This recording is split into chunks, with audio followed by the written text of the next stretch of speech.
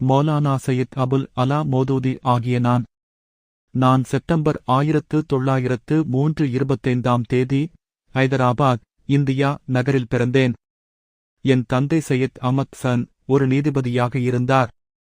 சிறு வயதிலேயே உருது, பாரசீகம் மற்றும் அரபு மொழிகளைக் கற்றேன். 11 வயதில் தந்தை இறந்த பிறகு முறையான கல்வி சற்று பாதிக்கப்பட்டாலும் நான் தன்னம்பிக்கையுடன் தனியாக படித்து அறிவை வளர்த்துக் கொண்டேன்.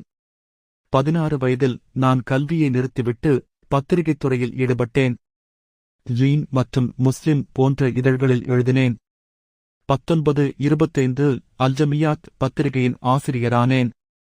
அங்கு நான் இஸ்லாமிய அரசியல், சமூக சீர்திருத்தம் மற்றும் மேற்கத்திய தாக்கங்களின் ஆபத்துகள் பற்றி எழுதினேன்.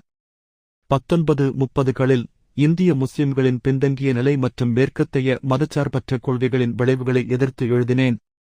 1941 ஜமாத் இஸ்லாமி என்ற இயக்கத்தைத் தொடங்கினேன்.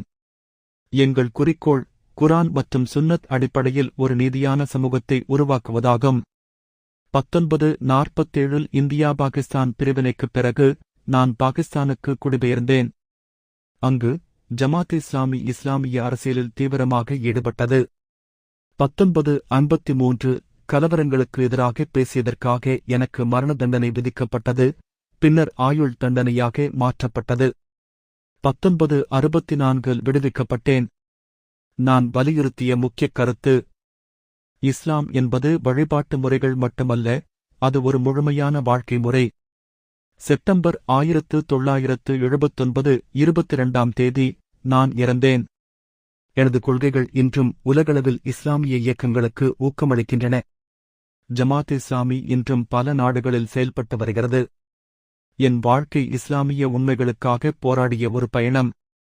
நான் எப்போதும் குரான் மற்றும் ஹதீஸ்களின் அடிப்படையில் ஒரு நீதியான சமூகம் காண வலியுறுத்தினேன்.